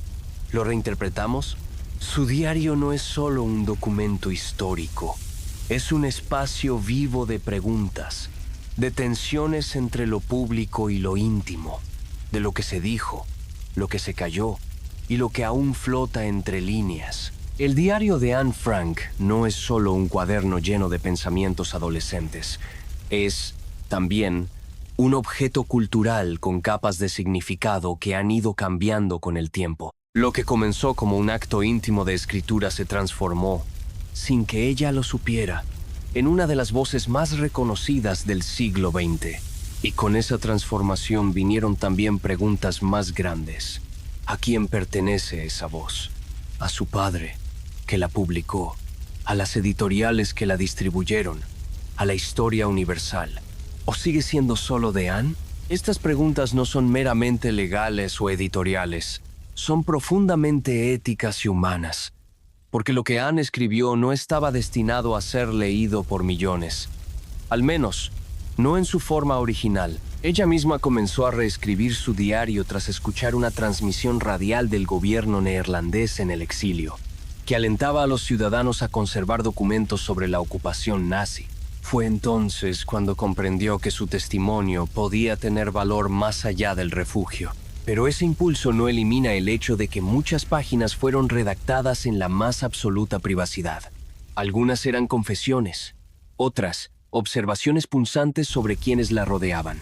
Muchas estaban llenas de contradicciones. Como todo adolescente, Anne era un mundo en transición. Su pensamiento no era estático. Cambiaba, maduraba, dudaba. Y eso hace de su diario un documento radicalmente humano. Con el tiempo, surgieron diferentes interpretaciones sobre cómo leerlo. Algunas ediciones suavizaron ciertas frases. Otras lo presentaron como un ejemplo de esperanza en medio del horror. Pero para muchos investigadores eso era una forma de dulcificar lo que Anne realmente vivió. Su historia no fue una fábula, fue una experiencia brutal, marcada por el encierro, el miedo, el deterioro mental, la pérdida progresiva de contacto con la realidad exterior. El misterio de su diario, entonces, no está solo en las páginas perdidas o tachadas. Está también en lo que hemos hecho con ellas, en cómo el mundo ha usado su historia para enseñar, para conmover, para recordar y, a veces, también para suavizar el impacto del pasado. Hay quienes piensan que Anne Frank ha sido convertida en un símbolo que la despoja de su complejidad. La imagen de la niña sonriente, con el diario entre los brazos, aparece en estatuas, libros escolares, museos. Pero pocas veces se muestra a la Anne crítica, intensa, ferozmente lúcida, la que se enfrentaba a su madre, la que hablaba de su cuerpo, la que se enojaba con la hipocresía de los adultos, la que se preguntaba si algún día podría vivir como una mujer libre, completa. Anne no buscaba la perfección, buscaba la verdad, una verdad emocional, una verdad que ella misma no siempre comprendía del todo, pero que sentía con fuerza. Y ese impulso, ese deseo de mirar el mundo sin filtros, es lo que convierte su diario en algo más que un testimonio. También lo convierte en un misterio abierto, porque cada lector encuentra algo distinto entre sus líneas. Algunos encuentran esperanza, otros desesperación. Algunos admiración por su inteligencia precoz, otros una tristeza honda por lo que pudo haber sido. Algunos leen sus palabras como una advertencia, otros como una oración. Y aquí surge otra pregunta cultural, sutil pero poderosa. ¿Cómo preservar una voz sin congelarla? ¿Cómo permitir que el diario siga hablando a nuevas generaciones sin convertirlo en una reliquia? ¿Cómo mantenerlo vivo, sin alterarlo? Los académicos que han estudiado el texto con detenimiento coinciden en algo. El diario no es solo un reflejo de una época, sino un espejo de quien lo lee. Y como todo espejo, nos incomoda, nos confronta, nos obliga a preguntarnos por nuestras propias elecciones, por nuestros silencios, por lo que dejamos fuera. Cuando se descubrieron las páginas ocultas en 2018, hubo un largo debate entre especialistas. ¿Debían publicarse? ¿Era correcto desvelar aquello que Anne misma tapó con papel? Algunos argumentaron que revelar esos textos era una forma de entenderla mejor, de no censurarla, de ver a Anne como una persona completa. Otros dijeron que era una traición a su voluntad, una violación de su intimidad. Y ambos tienen razón, porque el diario, como objeto cultural, ya no pertenece solo a la familia Frank, pertenece al mundo. Pero la voz que lo escribió sigue siendo única, inimitable, insustituible, y esa voz merece respeto. Por eso, cada vez que una nueva edición es publicada, cada vez que una obra de teatro se inspira en su vida, cada vez que una escuela incluye su historia en el currículo, se renueva el compromiso de tratar su legado con cuidado, no como algo sagrado, intocable, sino como algo profundamente humano. Y lo humano, lo sabemos, está lleno de contradicciones. El diario de Anne Frank, entonces, no es solo un relato del pasado, es un documento vivo, un misterio continuo, un texto que aún guarda preguntas sin respuesta y que, quizás, seguirá revelando nuevas capas mientras sepamos leerlo no con los ojos de la historia, sino con los del corazón. Mientras el diario de Anne Frank se convertía en uno de los libros más leídos del mundo, otro fenómeno comenzaba a tejerse en silencio, el de las voces que intentaban negar su existencia. A medida que el testimonio de Anne ganaba peso moral e histórico, también surgieron quienes lo cuestionaban, no tanto por el contenido mismo, sino por lo que representaba. A finales del siglo XX, comenzaron a circular teorías negacionistas que afirmaban que el diario era una invención, que había sido escrito por otros, que no podía ser la obra de una adolescente. Estas teorías no solo eran falsas, sino también profundamente ofensivas, pero tuvieron suficiente eco como para obligar a una respuesta formal. El Fondo Anne Frank, junto con diversas instituciones académicas, emprendió entonces un trabajo meticuloso: la verificación científica del diario. Especialistas en papel, tinta, caligrafía, envejecimiento de materiales y estudios literarios analizaron cada página, cada trazo, cada edición. El resultado fue categórico. El diario era auténtico. Las versiones escritas a mano por Anne correspondían con materiales disponibles en su época. La caligrafía era coherente con su desarrollo desde los 13 hasta los 15 años. Las correcciones eran las de una escritora en formación, no de un redactor adulto. Incluso las huellas de uso, marcas, dobleces, manchas contaban su propia historia. La voz de Anne, por tanto, no solo era real, era verificable. Y en esa verificación, paradójicamente, se revelaba algo aún más poderoso, que la verdad no necesita defenderse a gritos, que basta con mirar con atención, leer con respeto, escuchar en silencio. Este episodio abrió otra dimensión del misterio cultural del diario. ¿Por qué nos cuesta tanto aceptar que una adolescente pudiera haber escrito con tal madurez, sensibilidad y claridad? La respuesta puede estar en el modo en que la sociedad, a lo largo del tiempo, ha subestimado las voces jóvenes. Anne no fue la primera ni la última niña que pensó con lucidez en medio del caos, pero fue una de las pocas cuyas palabras atravesaron los muros del tiempo. En su diario, Anne escribe: «Siento dentro de mí la necesidad de escribir». No dice que quiere ser famosa, no dice que quiere ser creída, dice que necesita escribir, porque para ella, pensar y escribir eran lo mismo, una forma de habitar el mundo, de poner orden en el desorden, de sostenerse cuando todo parecía derrumbarse. Y ese impulso, el de narrarse a sí misma en medio del colapso, ha sido estudiado también por psicólogos, pedagogos, antropólogos. Todos coinciden en algo. El diario de Anne no es un simple documento histórico, es también un fenómeno emocional, social y cognitivo. Es la prueba de que la conciencia puede florecer incluso en las condiciones más adversas. No fue solo una niña escribiendo lo que vivía. Fue una mente formándose a través del lenguaje. Una adolescente que usó las palabras como refugio, como arma, como escudo, como espejo. Su diario es también el diario de su transformación interna. Un mapa de su crecimiento, dibujado con frases breves, preguntas largas y silencios prolongados, y sin embargo, sigue incompleto. No por falta de calidad, no por pérdida de hojas, sino porque la historia de Anne no terminó donde ella la dejó. Siguió creciendo en nosotros. Se fue reinterpretando. Se convirtió en teatro, en cine, en mural, en canción, en cita de libro de texto. Y ahí reside uno de los misterios más profundos.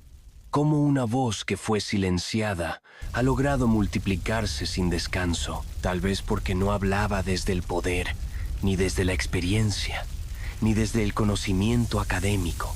Hablaba desde un rincón oculto, con una ventana cerrada y una lámpara encendida. Y eso, de alguna forma, la hace más universal. El diario también plantea otra cuestión cultural, la del umbral entre documento y mito. Con el paso de los años, la figura de Anne ha sido elevada a un símbolo de resistencia, de esperanza, de pureza. Pero los mitos corren el riesgo de reemplazar a las personas reales, de convertir a Anne en algo que no fue, perfecta, santa y real. Y ese es un error que debemos evitar, porque su verdadero valor está en su imperfección, en sus contradicciones, en sus dudas y descubrimientos. Anne se enojaba, criticaba, se sentía incomprendida, se equivocaba. Tenía días buenos y días sombríos. Tenía sueños, frustraciones, impulsos. Y eso es lo que la hace tan cercana, tan poderosa. Porque no fue una figura histórica elevada desde un pedestal. Fue una joven que pensó con profundidad mientras el mundo se deshacía alrededor. Y en cada página que escribió y en cada una que no pudo escribir, nos dejó una puerta entreabierta, no para mirar el pasado con tristeza, sino para vernos a nosotros mismos con más honestidad. El diario de Anne Frank no solo ha sido leído, citado y estudiado, también ha sido traducido a más de 70 idiomas, adaptado a más de 30 formatos teatrales, convertido en películas, novelas gráficas, materiales escolares y exhibiciones permanentes. En Ámsterdam, la casa donde Anne se ocultó se ha transformado en un museo visitado por millones cada año. Pero más allá de los números, lo que verdaderamente impacta es la profundidad del silencio con el que muchos recorren ese lugar. Porque el anexo secreto no grita, no impresiona con decorados ni efectos. Su fuerza radica en su sobriedad, en sus paredes vacías, en los restos del día a día, en el recorte de una estrella amarilla sobre un muro, en la marca leve de una cama, en el leve crujido de las escaleras. Cada rincón guarda una ausencia, una pregunta, una pausa. Es en ese espacio y en el eco de sus páginas donde Anne Frank ha cultivado algo más que una memoria. Ha creado un símbolo de lo que significa ser recordado no por lo que se sufrió, sino por lo que se pensó mientras se sufría. Y eso transforma la tragedia en testimonio, el dolor en conciencia.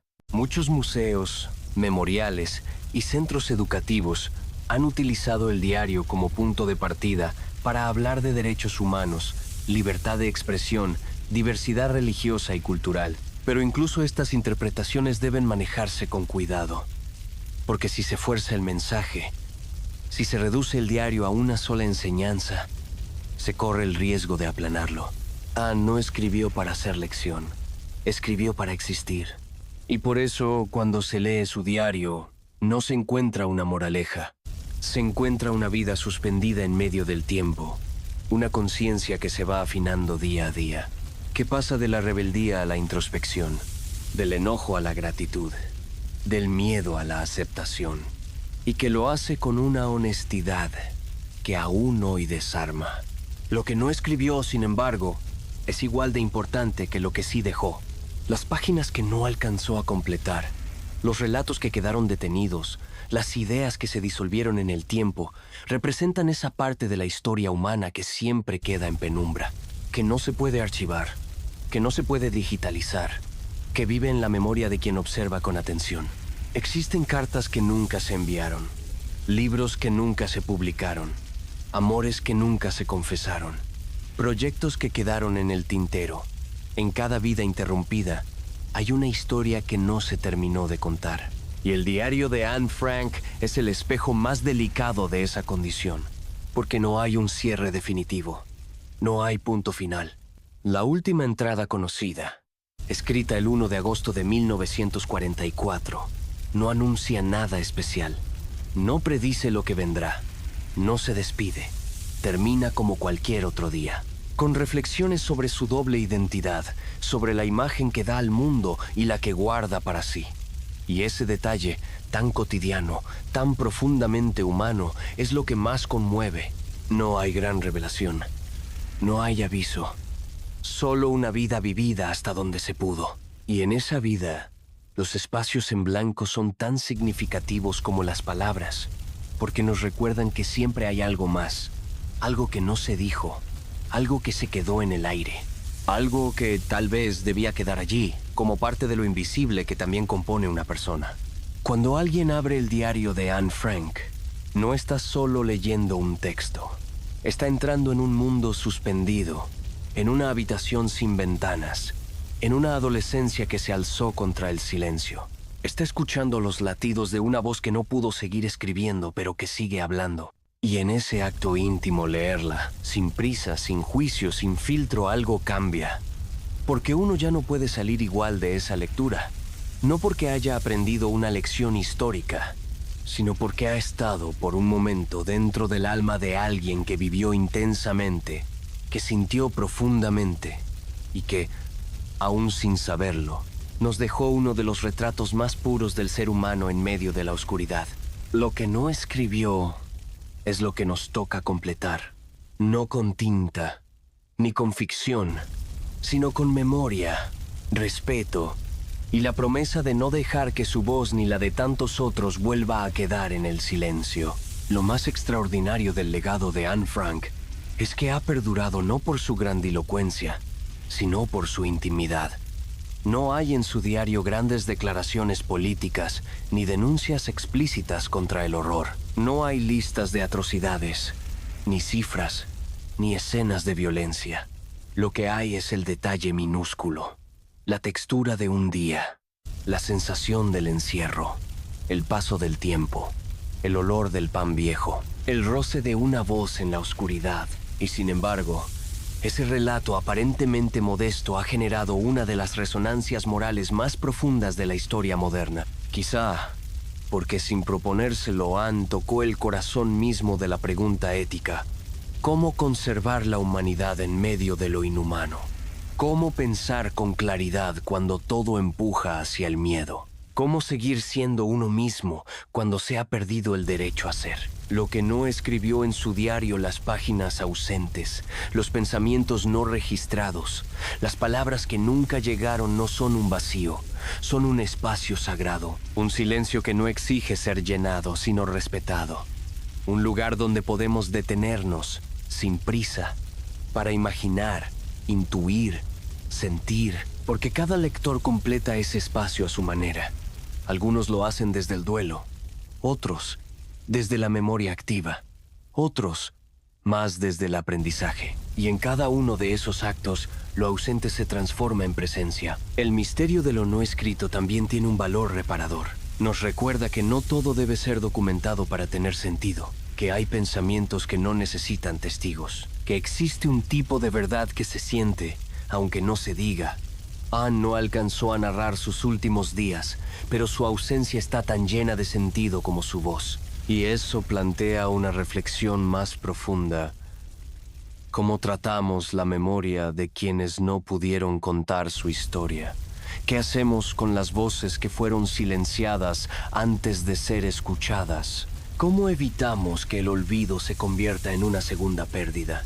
La respuesta quizás esté en la forma en que leemos. No solo el diario de Anne, sino cualquier testimonio. ¿Leemos para consumir? ¿Para pasar de página? ¿O leemos para escuchar? ¿Para quedarnos? ¿Para acompañar? Leer a Anne Frank es un ejercicio de escucha, de pausa, de humildad. Y en esa escucha también se activa nuestra responsabilidad, no como testigos de un pasado ajeno, sino como participantes de una memoria que sigue viva. Porque el mundo en el que Anne escribió sigue existiendo en muchos lugares. No con los mismos nombres, no con las mismas formas, pero sí con el mismo riesgo. El de olvidar lo que sucede cuando dejamos de ver al otro como un igual. Por eso, el diario no se cierra al terminar la última página. Sigue abriéndose cada vez que alguien lo retoma, cada vez que una maestra lo explica, cada vez que un estudiante lo subraya, cada vez que alguien, en silencio, lo relee antes de dormir. Y en cada uno de esos actos, el mensaje no escrito de Anne Frank vuelve a respirar. Un mensaje que no necesita dramatismo, no necesita espectáculo, solo necesita tiempo, atención y un poco de ternura. Porque al final lo que no se escribió es quizás lo más humano de todo.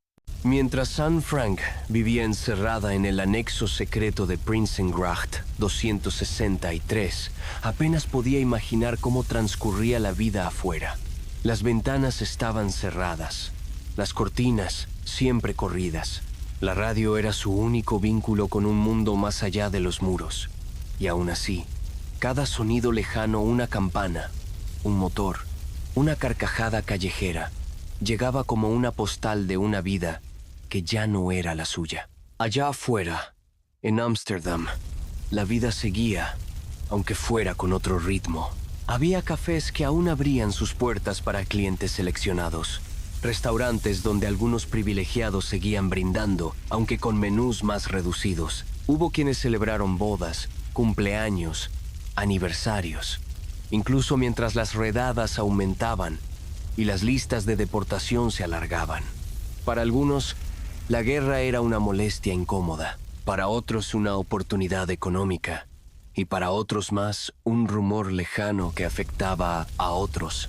Anne lo percibía, no desde la experiencia directa, sino desde la intuición. En sus entradas del diario, aparece una y otra vez el tema del contraste. El ruido de los niños jugando en la calle mientras ella no podía mover una silla. El olor de un pan horneado mientras comían lo mismo, día tras día. Las voces despreocupadas de quienes pasaban frente a la puerta oculta sin saber o sin querer saber que a solo unos metros vivían 8 personas en completo silencio. Ese contraste entre la vida dentro del anexo y la vida que continuaba fuera fue una de las heridas más persistentes en su conciencia, porque no era solo un encierro físico, era un exilio emocional. El exilio de quien observa desde una rendija cómo el mundo gira sin ella. Y peor aún, el exilio de quien sabe que, incluso si sobrevive, ya no volverá al mundo en las mismas condiciones, porque algo se ha roto, porque ya no hay inocencia. Mientras tanto, los colaboracionistas ciudadanos que simpatizaban con el régimen nazi ocupaban los lugares de quienes eran deportados, casas, comercios, cargos públicos. Algunos lo hacían por ideología, otros por conveniencia y otros simplemente por no hacerse preguntas. Esa parte de la sociedad neerlandesa que se benefició del sufrimiento ajeno rara vez fue retratada en los libros de texto, pero existió y representa uno de los contrastes más dolorosos del mundo de Anne. Mientras ella soñaba con volver a caminar libre por un parque, había quienes firmaban papeles que condenaban a decenas de familias para luego sentarse a cenar sin mirar atrás. La historia no es solo la de las víctimas o de los verdugos, también es la de los indiferentes, los que miraron a otro lado, los que escucharon pasos en el piso de arriba y no preguntaron, los que pensaron que algo habrán hecho quienes desaparecían.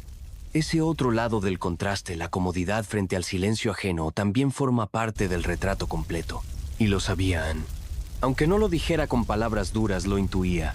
En muchas de sus entradas hay una mirada crítica hacia el mundo adulto, no solo por los nazis, sino por la tibieza general, por la falta de valentía, por la rapidez con la que se abandonaban los principios cuando era más fácil callar. Mientras ella escribía en su diario con una pluma casi gastada, otras jóvenes de su edad iban a fiestas clandestinas. Asistían a clases en colegios que aún operaban para quienes no eran perseguidos. Compraban libros, peinados, perfumes, y aunque no se les puede culpar directamente, el contraste era brutal. En un país pequeño como los Países Bajos, era casi imposible no saber. Los camiones pasaban, las puertas se golpeaban, las estrellas amarillas se veían a plena luz. El olor de los miedos flotaba en el aire. Y aún así, muchos vivieron la guerra con cierta normalidad. Ese era el mundo que Anne ya no podía tocar. Y es allí donde nace uno de los vacíos más agudos del diario. No solo lo que no escribió, sino lo que nunca pudo vivir para escribirlo. Los bailes escolares, las caminatas con amigas, el primer amor sin miedo, la discusión acalorada en una clase de historia, la posibilidad de entrar a una biblioteca sin esconderse, la vida de una joven en libertad. Y mientras tanto, los burócratas nazis redactaban listas con nombres. En oficinas con muebles lustrados se firmaban decisiones que marcaban el destino de cientos. Con tinta negra se delineaba el mapa del horror. Mientras Anne escribía sobre el cielo que no podía ver, otros escribían sobre trenes, cuotas, traslados. Esa era también una forma de contraste, una colisión entre palabras, las de un adolescente que quería vivir y las de un sistema que organizaba su desaparición. Y sin embargo, ella resistía, no con armas, no con gritos, sino escribiendo, pensando, conservando su voz, soñando. Y ese acto mínimo, escribir mientras todo se deshacía, fue en sí mismo una forma de no dejar que el contraste la destruyera por completo. El encierro de Anne Frank no fue solo una experiencia física, fue también una experiencia social invertida. Mientras allá afuera se forjaban amistades, carreras, matrimonios, decisiones de futuro. Dentro del anexo el tiempo se enroscaba sobre sí mismo. Todo era repetición. Los mismos rostros, los mismos espacios, los mismos objetos. Y todo eso, lentamente, se convertía en frontera. Anne no solo estaba separada del mundo, estaba suspendida entre la idea de un mundo que recordaba a través de su memoria y su imaginación, y otro que ya no podría experimentar. Es en este punto donde el contraste alcanza su dimensión más brutal. El mundo exterior seguía escribiendo su historia, mientras el de ella se iba achicando hasta caber en un cuaderno. En muchas entradas del diario se percibe esa añoranza por lo cotidiano, no por lo extraordinario. Anne no soñaba con castillos ni con lujos. Soñaba con el banco de un parque, con caminar bajo el cielo abierto, con una conversación despreocupada, con un abrazo sin temor. Y esos sueños, que para muchos eran la norma, para ella se habían vuelto casi mitológicos. Mientras tanto, los periódicos del momento, al menos los controlados por el régimen o por sus simpatizantes, hablaban de reconstrucción, de orden, de eficiencia. Se publicaban artículos sobre economía, sobre disciplina social, sobre avances tecnológicos. Se celebraban aniversarios, se comentaban bodas de funcionarios. El mundo exterior se vestía de normalidad, incluso cuando la injusticia estaba incrustada en cada rincón. Este fue uno de los contrastes más profundos que Anne jamás pudo enfrentar de lleno: la banalidad del mal, la capacidad del entorno para continuar su curso mientras lo inconcebible se volvía rutina. Y aunque no empleó ese término acuñado mucho después, lo comprendió en carne propia. Ella lo decía con claridad en su diario. Qué extraño que alguien pueda caminar tan tranquilamente por la calle, mientras otros sufren el mayor de los tormentos. Y ese pensamiento, que bien podría haber sido dicho por un filósofo adulto, surgía en el corazón de una niña que había sido separada de su mundo por una simple condición: ser quien era. Y es aquí donde el contraste se convierte en herida. Anne no fue excluida por sus actos, ni por sus opiniones, ni siquiera por una decisión propia. Fue marginada por su identidad, por haber nacido con un apellido, una cultura, una historia, por existir.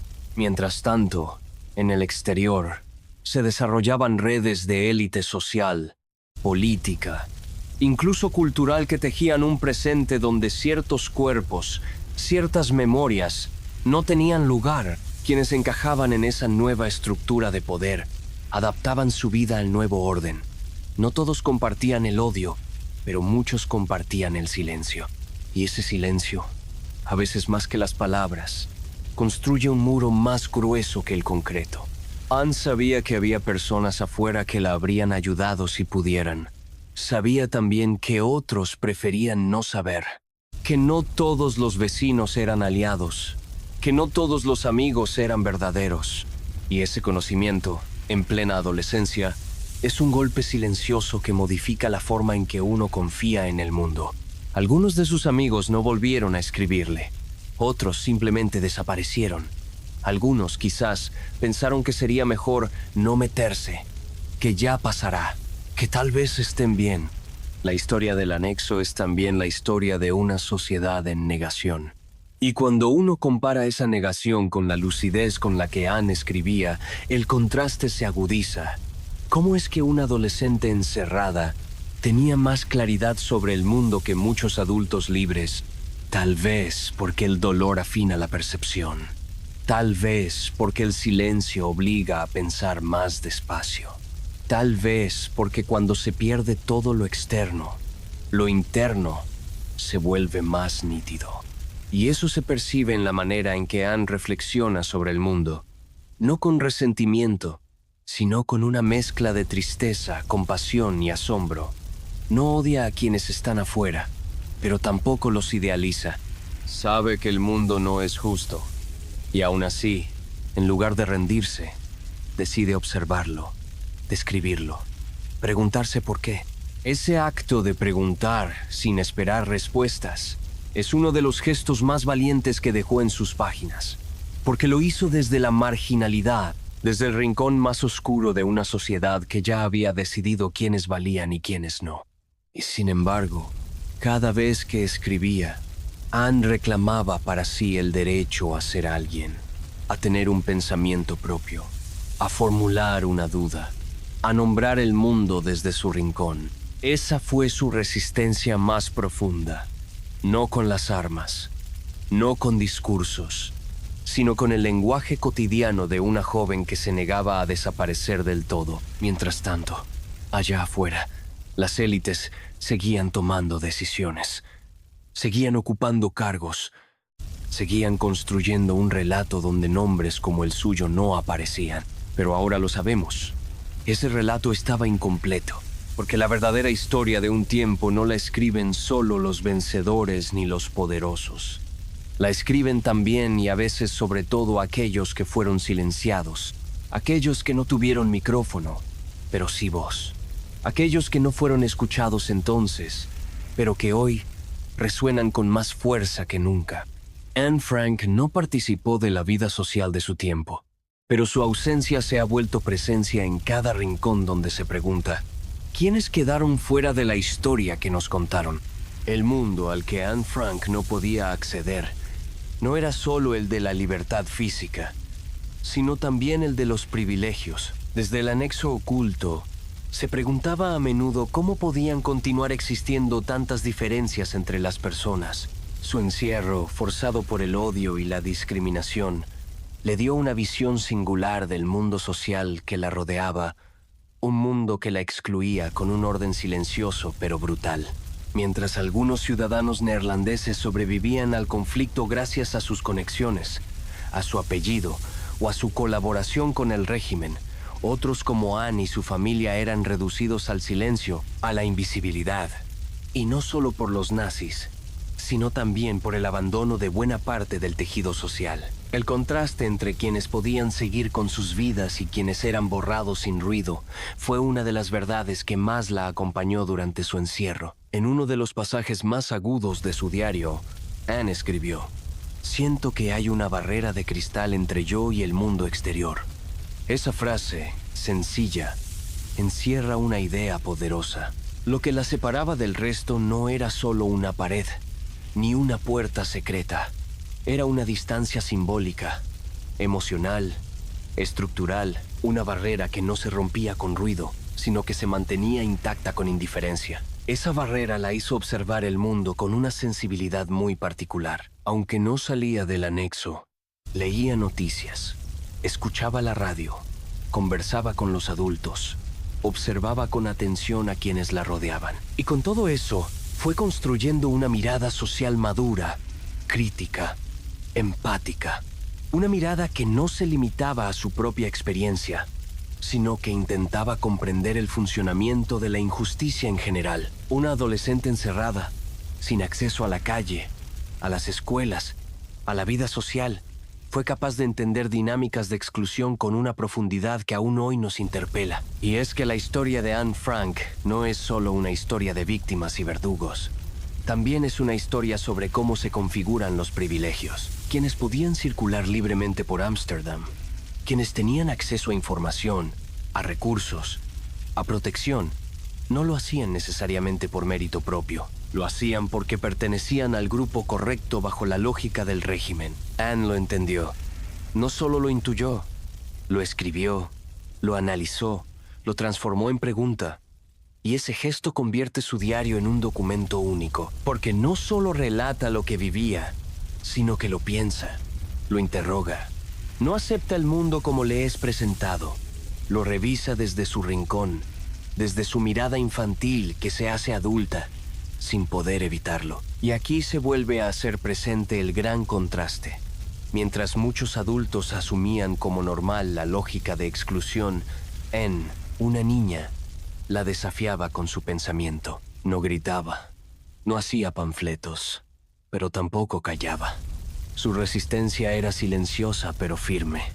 Era una forma de no aceptar como inevitable lo que otros daban por sentado. Una forma de decir: esto no está bien, aunque todos digan que lo está. Ese tipo de conciencia es extremadamente raro, y por eso su diario tiene el peso que tiene. Porque no es solo un testimonio emocional, sino también un análisis social intuitivo, profundo, que desnuda la fragilidad de los discursos dominantes. Anne se preguntaba por qué algunas personas tenían tanto y otras tan poco.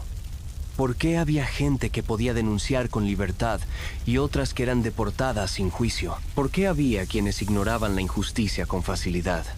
Esas preguntas, formuladas entre muros, nos siguen hablando hoy con una claridad incómoda, porque los contrastes que Anne observó no desaparecieron con la guerra. Siguen existiendo en distintos contextos, en la distribución desigual del poder, en la capacidad de algunas voces para ser escuchadas mientras otras son silenciadas, en el modo en que el mundo sigue creando barreras invisibles entre nosotros y ellos. El diario entonces no solo nos conmueve, también nos interpela. Nos obliga a mirar no solo lo que sufrió Anne, sino también lo que permitimos que suceda, cuando el contraste entre privilegio y exclusión se vuelve costumbre.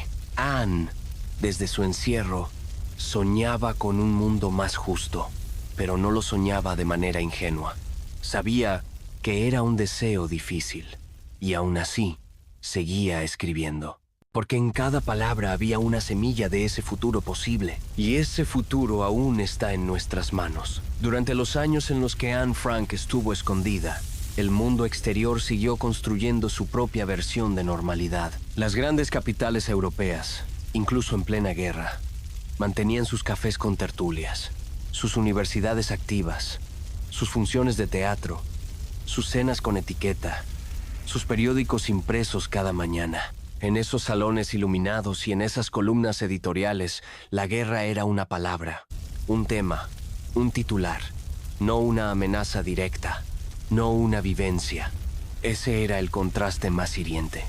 Mientras miles de personas eran perseguidas, deportadas y asesinadas, otra parte del mundo no solo seguía viviendo, sino que, en muchos casos, lo hacía con indiferencia o incluso con una comodidad alimentada por la misma maquinaria que oprimía a los demás. Los círculos de élite en las ciudades ocupadas o colaboracionistas no se detenían. Diplomáticos, artistas reconocidos, científicos afines al régimen o simplemente ciudadanos bien posicionados asistían a cócteles donde las decisiones políticas eran tan lejanas como el frente de batalla. Las orquestas seguían tocando, los estrenos se aplaudían, los brindis se elevaban. Todo mientras a pocas calles de distancia las puertas se golpeaban y las familias eran separadas en la noche. Anne Frank no conocía ese mundo, pero lo intuía. Y en sus escritos se nota esa sensibilidad hacia las jerarquías, hacia las diferencias impuestas, hacia la manera en que la realidad podía fragmentarse en tantas versiones como grupos sociales existieran. En el anexo no había espacio para la frivolidad. Cada día era una negociación entre la ansiedad y la esperanza. Cada sonido podía ser un peligro, cada noticia una alarma. Y sin embargo, afuera, había quienes lograban evadir todo eso, protegidos por su apellido, por su cargo, por su conexión. Uno de los aspectos menos abordados en los estudios históricos tradicionales es cómo esas élites culturales y sociales ayudaron por acción u omisión a mantener la estructura que sostenía la exclusión. El mundo que Anne no pudo cruzar no era solo geográfico, era un entramado de poder que blindaba a unos y borraba a otros. Después de la guerra, muchas de esas figuras conservaron su lugar. Algunos fueron juzgados, sí, pero muchos más simplemente se reubicaron, adaptaron sus discursos, se integraron a la narrativa del nuevo orden. Mientras tanto, los nombres de quienes murieron o de quienes sobrevivieron con cicatrices invisibles quedaron relegados a los márgenes de los libros, a los apéndices de los informes, a las notas a pie de página. El diario de Anne Frank vino a romper en parte ese orden de invisibilidad, pero lo hizo desde un gesto profundamente íntimo, no reclamando justicia a gritos, sino mostrando lo injusto a través del detalle, lo humano a través del susurro, lo insoportable a través de la paciencia. Y es allí donde se produce el mayor contraste de todos. Mientras los relatos oficiales hablan desde los podios, Anne escribió desde una silla de madera. Mientras los discursos se llenaban de términos técnicos, ella hablaba de sueños, de enojo, de amor, de miedo. Mientras la historia se organizaba en estadísticas, ella devolvía la historia a su raíz. El rostro, el cuerpo, la emoción de una sola persona. Ese acto, el de escribir desde lo más sencillo, fue en realidad uno de los más poderosos, porque deshizo la abstracción, porque rompió la comodidad de quienes preferían no ver, porque hizo evidente que detrás de cada número había una voz que, como la suya, podría haber escrito, hablado, pensado, creado, si tan solo le hubieran permitido vivir. Y por eso, el diario sigue siendo tan relevante, porque no solo nos cuenta lo que pasó, nos muestra lo que sigue pasando cada vez que una sociedad decide quién pertenece y quién no, cada vez que la élite se protege mientras otros desaparecen, cada vez que una puerta se cierra para algunos y se abre con facilidad para otros. Anne no cruzó esa puerta, pero su voz sí lo hizo. Y hoy, en cada rincón del mundo donde alguien lee su historia con atención, ese contraste sigue iluminando. No como un juicio, sino como un recordatorio. Un recordatorio de que la dignidad no siempre está en los salones ni en los nombres famosos. A veces está en el rincón más olvidado, en la habitación más oscura, en el cuaderno más frágil. Y que escuchar esas voces no es un acto de caridad, sino de justicia. Después de la guerra, los edificios fueron reconstruidos, las calles despejadas, las fronteras rediseñadas. Europa se reordenó sobre sus ruinas con planes económicos, tratados diplomáticos y nuevos discursos de unidad. Las élites de antes, con nuevos trajes y lenguajes más moderados, volvieron a ocupar sus espacios. Algunos se reinventaron como demócratas. Otros prefirieron el olvido. Y el mundo, una vez más, eligió avanzar. Pero, ¿qué sucede con quienes no pudieron contar su historia? Con quienes no regresaron de los trenes, de los campos, de los escondites, con las infancias interrumpidas, las voces acalladas, los sueños sin destinatario? Anne Frank no vio el final de la guerra, no vio el juicio de Nuremberg, no presenció la creación del Estado de Israel, no escuchó a su padre leer su diario, no supo que millones la leerían. El mundo en el que vivió terminó sin que pudiera participar en su reconstrucción. Y eso en sí mismo es parte del contraste. La historia que se escribe después de una tragedia muchas veces excluye a quienes la vivieron desde su punto más oscuro. Las élites políticas, culturales, académicas suelen tener los medios para registrar, interpretar, publicar y decidir qué se recuerda. Las Anne del mundo, en cambio, dejan sus relatos en cuadernos arrugados, en memorias orales fragmentadas, en gestos invisibles que no siempre llegan a los libros oficiales. Ese desequilibrio persiste. Y por eso su diario sigue siendo tan poderoso, porque rompe la estructura, porque no fue creado para ser monumento, pero terminó siéndolo, porque no pretendía hablar por millones, pero logró hacerlo, porque sin buscarlo, desafió la lógica de quién puede ser voz autorizada en la historia. Anne no era una experta, no tenía cargos, no publicaba artículos, no dictaba conferencias, solo escribía. Pensaba, observaba, y en ese gesto humilde construyó uno de los documentos más esenciales del siglo XX. Pero no debemos romantizar su encierro. No debemos convertir su sufrimiento en metáfora literaria. Lo que vivió fue brutal, fue injusto, fue innecesario. Fue producto de un sistema cuidadosamente diseñado para excluir, oprimir y borrar. Lo que debemos hacer, en cambio, es recordar el contraste. No como una simple comparación, sino como una llamada a despertar. ¿Quiénes siguen siendo excluidos hoy? ¿Quiénes siguen encerrados literal o simbólicamente mientras otros celebran, viajan, progresan sin mirar atrás? Y más aún, ¿qué historias se están quedando sin contar mientras el mundo se enfoca en las voces de siempre? Cada vez que se lee a Anne, no solo se recupera una voz silenciada, también se enciende una lámpara sobre las ausencias actuales, sobre los jóvenes de hoy que escriben sin saber si alguien los leerá, sobre las niñas que observan el mundo desde ventanas selladas, sobre los pueblos que son definidos por otros y no por sí mismos. El anexo donde vivió Anne ya no existe tal como era. Hoy es museo, es símbolo, es espacio de duelo y de aprendizaje. pero también es una advertencia silenciosa. La historia no solo se repite cuando se olvida, también cuando se ignora a quienes están en el margen mientras otros dictan el centro. Y por eso, leer a Anne Frank no puede ser solo un acto de homenaje. Tiene que ser un acto de compromiso, de responsabilidad, de escucha activa, de voluntad de cuestionar las estructuras que permiten que existan mundos tan diferentes, tan desiguales, separados por puertas que algunos nunca podrán cruzar. Ella no lo logró, pero tú sí puedes cruzar esa puerta, si decides abrirla para mirar de frente todo lo que su diario y su silencio te están diciendo. La historia de Anne Frank nos llega incompleta, y no porque le falte algo, sino porque la vida misma le fue arrebatada antes de que pudiera concluir su relato. Lo que tenemos no es un testamento terminado, sino un susurro interrumpido. Un camino que fue recorrido a medias, con pasos diminutos pero decididos. Y sin embargo, hay algo en ese silencio que se vuelve más elocuente que 1000 palabras.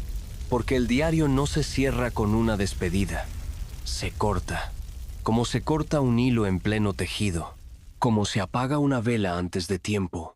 Esa interrupción nos duele, pero también nos llama. Nos llama a imaginar lo que pudo haber escrito. Nos invita a proteger otras voces que hoy también están en riesgo de quedar sin papel. Nos impulsa a mirar con mayor delicadeza, a caminar con más lentitud, a escuchar sin juzgar. Leer a Anne Frank no es solo una experiencia literaria o histórica. Es una forma de recordarnos que cada vida, cada mirada, cada pensamiento interior tiene valor, incluso si no llega a publicarse, incluso si no alcanza a ser escuchado por millones. Es también una manera de revisar el presente, de preguntarnos si las barreras de vidrio siguen allí, si seguimos construyendo muros invisibles que separan a unos de otros, si permitimos que ciertas personas por origen, por creencia, por idioma, queden fuera del relato común. Porque lo que no se escribió en el diario de Anne Frank no es un vacío, sino un espejo. Un reflejo de todo lo que aún no sabemos, de todo lo que aún está por narrarse, y sobre todo, de lo que depende de nosotros, para no volver a repetirse. Si este viaje suave por los rincones más íntimos de la historia te ha acompañado hasta aquí, te invito a dejar tu huella. Puedes darle me gusta, suscribirte al canal o compartir este contenido con alguien que también necesite una voz tranquila para cerrar el día. Cada vez que este video llega a alguien nuevo, es como abrir una pequeña ventana en ese anexo invisible, donde tantas voces aún esperan ser escuchadas. Gracias por estar, gracias por quedarte y sobre todo, gracias por escuchar con el corazón.